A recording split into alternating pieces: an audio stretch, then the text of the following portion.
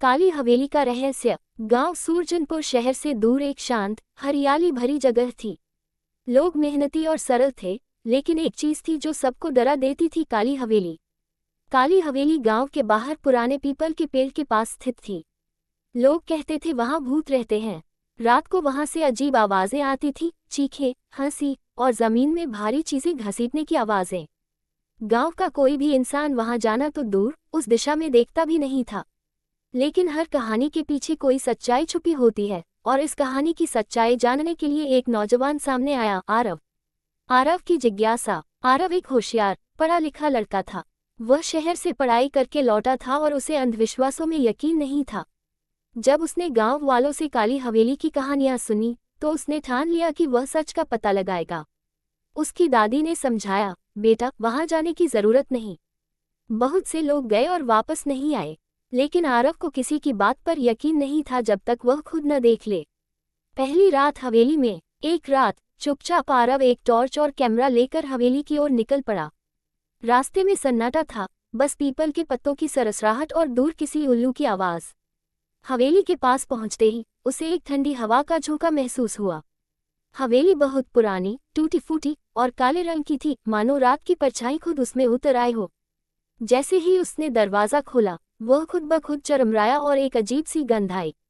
अंदर चारों ओर धूल थी, टूटी हुई चीजें और दीवारों पर अजीब चिन्ह। वह कैमरे से सब रिकॉर्ड करता जा रहा था। रहस्यमयी घटनाएं। पहली मंजिल पर जाते समय उसकी टॉर्च झपकने लगी। अचानक उसे एक कमरे से किसी के रोने की आवाज आई।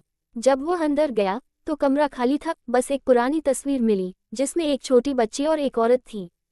जैसे ही उसने तस्वीर उठाए, अचानक एक चीख सुनाई दी, इतनी तेज कि उसके हाथ से तस्वीर गिर गई। वह डर गया, लेकिन अभी पीछे हटने का नाम नहीं ले सकता था। पुराना राज खुलता है। अगले दिन आरव गांव के सबसे बूढ़े इंसान बाबा रामदीन के पास गया। उसने तस्वीर दिखाई और सारी बातें बताईं। बाबा ने उसे देखा और लंबी सांस लेते हुए बोले, ये लड़की रमा है और यह औरत उसकी माँ कुसुम। 50 साल पहले की बात है। कुसुम इस हवेली की मालकिन थी। वह बहुत अमीर थी, लेकिन अकेली रहती थी। कहते हैं कि एक रात कुछ चोर हवेली में घुसे और कुसुम और उसकी बेटी को मार दिया। उनके शव कभी नहीं मिले, लेकिन उसके बाद हवेली से अजीब घटनाएं शुरू हो गईं।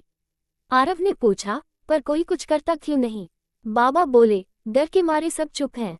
आरव का दूसरा मिशन। इस बार आरव ने तय किया कि वह रमा और कुसुम की आत्माओं को मुक्ति दिलाएगा।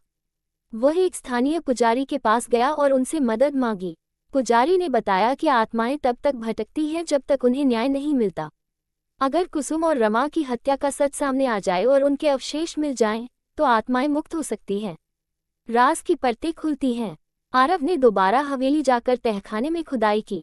काफी घंटों की मेहनत के बाद उसे कुछ हड्डियां मिली और एक सोने की जंजीर जिस पर रमा लिखा था। आरव ने ये सब सबूत गांव के सरपंच और पुलिस को सौंपे।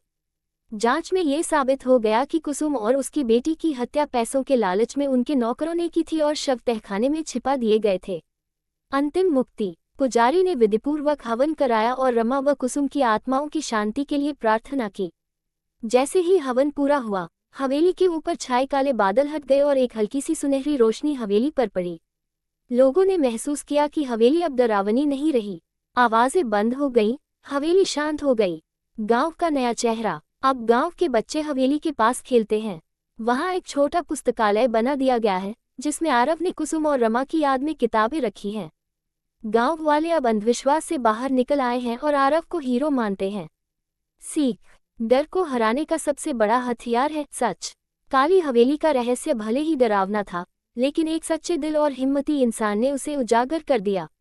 अब वह हवेली रहस्य नहीं, बल्कि बदलाव की मिसाल बन चुकी है।